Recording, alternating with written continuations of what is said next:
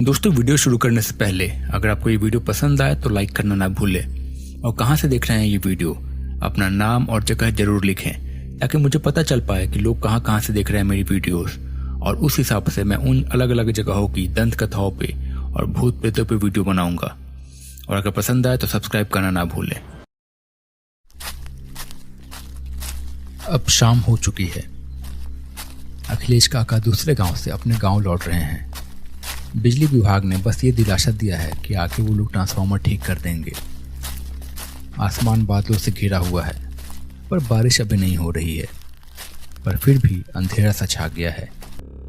शाम के 7 बजने वाले हैं। अपने छोटे से मकान के ठीक बाहर खाट लगा के गांव के बेनी काका लेटे हुए हैं। उनके पास एक लालटेन जल रही है। पास में एक पेड़ भी है। बेनी काका फिलहाल अपने घर में अकेले ही हैं। उनके घर वाले बिजली ना होने के कारण अपनी नानी के घर चले गए हैं। बिजली नहीं है। गर्मी और अंधेरे में घर के अंदर बैठने से तो अच्छा है बाहर ही बैठा जाए, यही सोच के वो बाहर लेटे हुए थे। थोड़ी ही देर में उनके सामने से मृदुल उस तरफ आया। उसके कंधे पे एक बस्ता है पर हाथों में कोई टॉर्च या लाइट नहीं है। कौन है वहाँ? ओ मास्टर साहब, आइए आइए, गर्मी बहुत है आज, आइए बैठिए। मृदुल वहीं खड़े रहा और बोला, ना मैं ठीक हूँ। और आप यहाँ अकेले क्यों बैठे हैं? घर में कोई और नहीं है क्या? अब तुम्हें क्या बताऊं मास्टर, सबके सब अपने नानी के घर गए हैं और अब इस गर्मी में बाहर ही ठीक है, पर तुम ऐसे अकेले अंधेरे में कहाँ घूम रहे हो? बारिश का मौसम है, सांप बिच्छू निकलते हैं, वो भी जहरीले। अरे सांप बिच्छू से मुझे डर नहीं लगता। खैर, जो बात करने आया हूँ वो तो आपसे कर लूँ, पर पहले आप ये लालटेन बुझा दीजिए, मुझे इसकी महक बर्दाश्त नहीं होती। उसकी बात सुन के बेनी काका सोच में पड़ गए। अचानक से लालटेन बुझाने की बात क्यों बोल रहा है? क्या ये कोई और है? क्या इसका मतलब वो वापस आ चुके हैं? क्या ये सच में वही है? कौन हो तुम? कौन है तू? बता, सच बता, कौन है तू? इतना कहते ही मृदुल एक अजीब आवाज में हंसने लगा। धीरे धीरे मृदुल का शरीर बड़ा होने लगा। अचानक से उसका शरीर एक काले रंग के लगभग कंकाल जैसे शरीर में बदल गया। काफी ज्यादा लंबा, आंखों के जगह पे गड्ढे थे और उसमें लाल आंखें चमक रही थी। बड़े बड़े नुकीले दांत, बदन पे एकदम मांस नहीं, हड्डियां निकली हुई। अरे बाप रे, कोई है, बचाओ मुझे बचाओ, कोई तो बचाओ मुझे। वो शैतान धीरे धीरे बेनी काका की ओर बढ़ने लगा।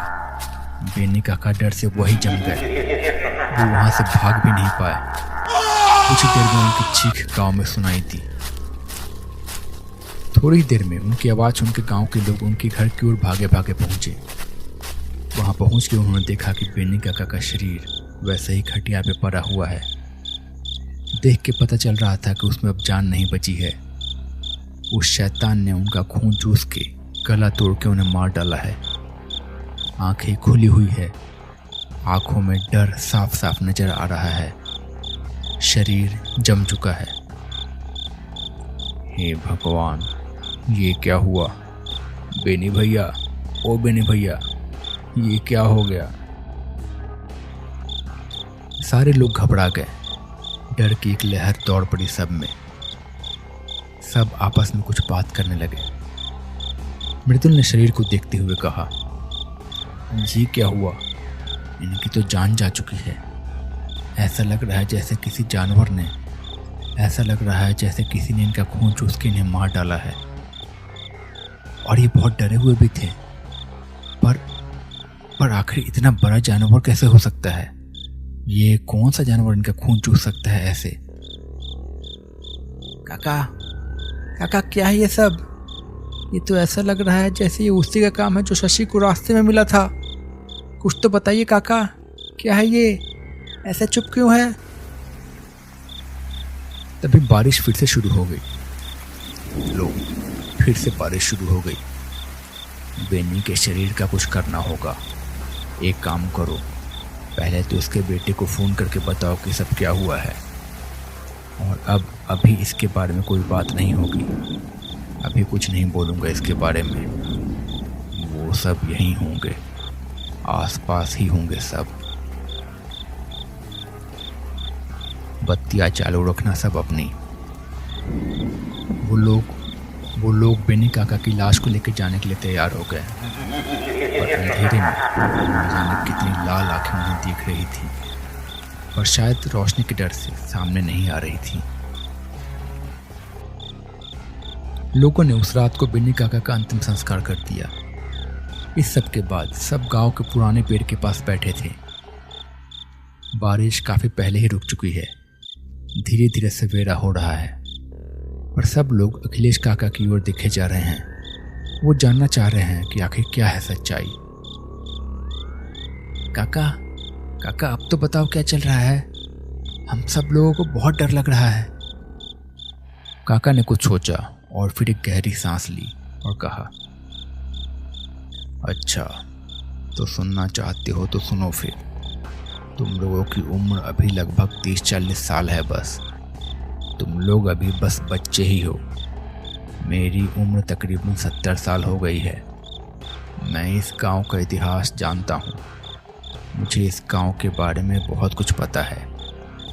मेरे जैसे कई लोग और भी थे जिन्हें इसके बारे में सब कुछ पता था, पर वो सब या तो किसी बीमारी से मर गए या फिर उम्र के कारण। उन सबको भी इस राज का पता था और बेनी भाई को भी पता था, पर अब उसकी मौत के बाद बस मैं बच गया हूँ जिसे ये पता है।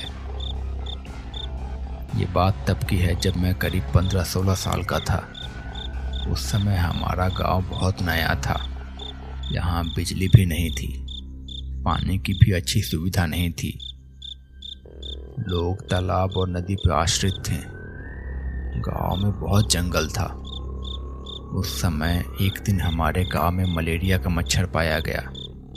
जहाँ तहाँ पानी में अंडे देने लगे ये सब, तालाब में भी। उस समय मलेरिया जानलेवा था। बड़े बुजुर्गों ने लोगों को कहा कि इससे बच के रहे। लोगों ने कई सारी सावधानी बरती। बुजुर्गों ने सबको मच्छरदानी का इस्तेमाल करने के लिए भी कहा, लेकिन कई लोग नहीं माने। उनके लिए मच्छरदानी में सोना नया था। उन्हें इसमें कैद का अनुभव होता था। पर जिन लोगों ने मच्छरदानी का इस्तेमाल किया उनमें से बहुत सारे लोग बच गए, और जिन्होंने नहीं किया उनमें से बहुत सारे लोगों को मलेरिया हो गया।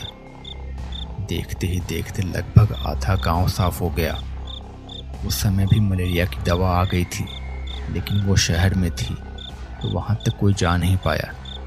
जब तक इलाज हो पाता तब तक बहुत देर हो जाती। लगभग आधा से ज़्यादा गांव खत्म हो गया। जो लोग मच्छरदानी लगा के सोते थे, घर के आसपास धुआं करते थे, वो सब बच गए। मेरा परिवार भी उनमें से एक था। कुछ दिनों के बाद सब ठीक हो गया। गांव से मलेरिया भी लगभग खत्म हो गया। सरकार ने भी कई कदम उठाए और सब कुछ शांत हो गया। पर फिर कुछ दिनों के बाद एक एक करके गांव में ना जाने कई सारी आत्माएं दिखने लगी। अंधेरा होते ही ये सारी अतृप्त आत्माएं गांव में नजर आने लगी। बात ये थी कि जो लोग मरे थे उनके घरों में नए लोग आकर रहने लगे। ये बात उन आत्माओं को बर्दाश्त नहीं हो रही थी। वो अपनी संपत्ति किसी और को नहीं देना चाहते थे। इस वजह से उन्होंने लोगों पे हमला करना शुरू कर दिया। गांव में बात बहुत तेजी से फैल गई। गांव के बड़े लोगों ने एक ओझा और तांत्रिक को बुलाया और फिर उनसे पूजा करवाई, और लोगों ने कई सारी चिट्ठियां लिख के अर्जियां दे के गाँव में बिजली लेके आए। इन सब के बाद गांव में आत्माओं का आतंक अचानक से कम हो गया। पर फिर भी जब बहुत देर तक बिजली जाने लगी तब कभी कभी ये आत्माएं नजर आने लगी। लोगों को इस बात का पता चल गया, और जब भी बिजली जाती वो लोग लालटेन या फिर कुछ न कुछ लाइट जला के रखते थे, पर अब सभी बड़े और बुजुर्ग खत्म हो गए और अब इस बारे में गांव के किसी को भी नहीं पता है। ट्रांसफार्मर उठ जाने से गांव में इतना देर तक अंधेरा रहा, लगता है वो सारी प्रेतात्माएं लौट आई है। ये सारी आत्माएं उन लोगों की जान लेके उनके घरों में घुसना चाहती हैं। कभी कभी तो ये अपने असली रूप में आती हैं, तो कभी कभी किसी और का भेष बदल के आती हैं, पर ये सारी आत्माएं रोशनी से बहुत ज़्यादा घबराती हैं और जब तक रोशनी रहे ये सब पास नहीं आती हैं। मैं आज जा रहा हूँ बिजली विभाग, और चाहे कुछ भी हो जाए उन्हें अपने साथ लेके ही आऊँगा। ज़रूरत पड़े तो आज रात को वहीं रहूँगा। तुम लोग अपना ख्याल रखना और अंधेरा मत होने देना। टॉर्च लाइट लालटेन सब जला के रखना, और हाँ, हो सके तो किसी ओझा या तांत्रिक को लेके आओ और दिखाओ, कुछ पूजा करवाओ। इसके बाद काका बिजली विभाग की ओर निकल गए। धीरे धीरे दिन ढल गया। शाम को मृदुल मास्टर स्कूल खत्म होने के बाद अपने घर की ओर नहीं गया। स्कूल के बच्चों की परीक्षा चल रही थी और उनकी कॉपीज चेक करनी थी उसे, तो आज शाम में वो बैठे बैठे कॉपीज चेक कर रहा था। धीरे धीरे अंधेरा ढल आया। लाइट अभी भी नहीं आई थी। एक लालटेन की रोशनी में वो चुपचाप कॉपीज चेक किए जा रहा था। तभी स्कूल के बाहर से अखिलेश काका की आवाज़ सुनाई दी। मास्टर, ओ मास्टर, अभी तक काम कर रहे हो क्या? बाहर तो आओ। मृदुल आवाज़ सुन के बाहर आया। अरे काका, कब आए?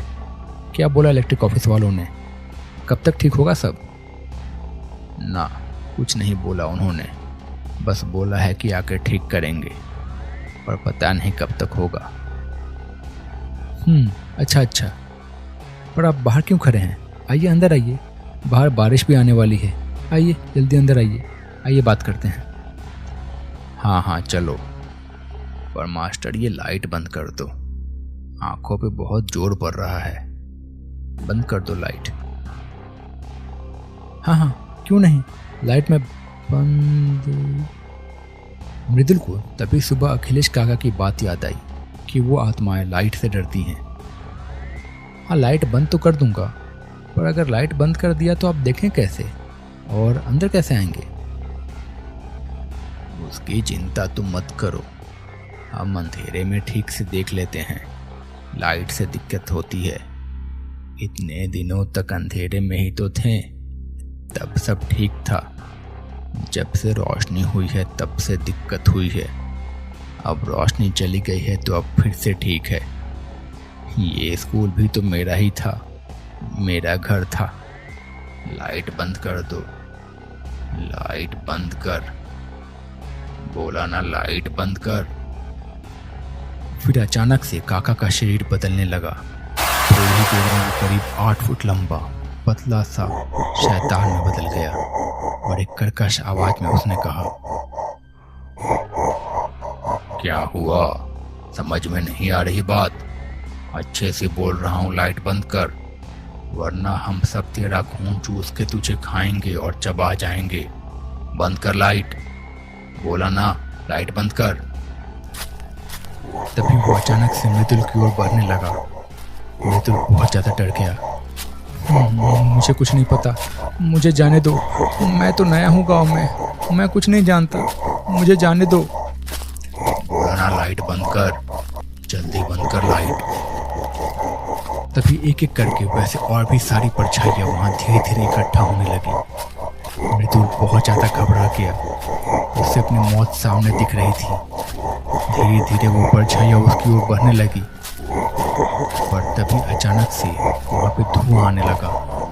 उस धुएं के लगते ही वो परछाइयां गायब होने लगी। धीरे धीरे धुआं बढ़ता गया और कुछ लोगों की आवाज भी आने लगी। जब धुआं ज्यादा बढ़ा तो वो शैतान अचानक से वहां से गायब हो गया। वहां पे एक तांत्रिक के साथ अखिलेश काका और कुछ लोग आए थे। गांव वालों ने तांत्रिक को बुला के बाकी जगह तो मंत्र और धुनी करवा दी, तो बाकी सब तो ठीक हो गया था अभी के लिए।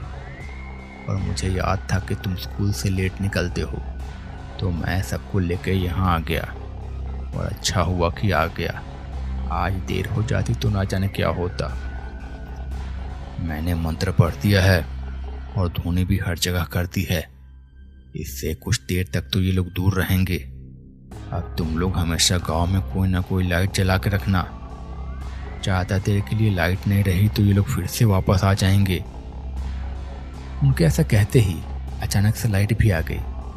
इलेक्ट्रिक विभाग वालों ने ट्रांसफार्मर ठीक कर दिया था। तो दोस्तों, कैसी लगी आपको ये कहानी? अगर आपको ये कहानी पसंद आई है तो प्लीज़ इसे लाइक कीजिए। आप ये कहानी कहाँ से देख रहे हैं? अपना नाम और अपने जगह का नाम भी लिखिए और कमेंट में बताइए कि आपको कौन सा पार्ट सबसे ज़्यादा पसंद आया। और अगर नए हैं तो इस वीडियो को लाइक करना और चैनल को सब्सक्राइब करना ना भूलें। अगली कहानी में भी जो बेस्ट कमेंट होंगे उनके नामों के कैरेक्टर्स होंगे। मैं मिलता हूँ बहुत जल्द एक नए वीडियो के साथ। तब तक के लिए बाय बाय।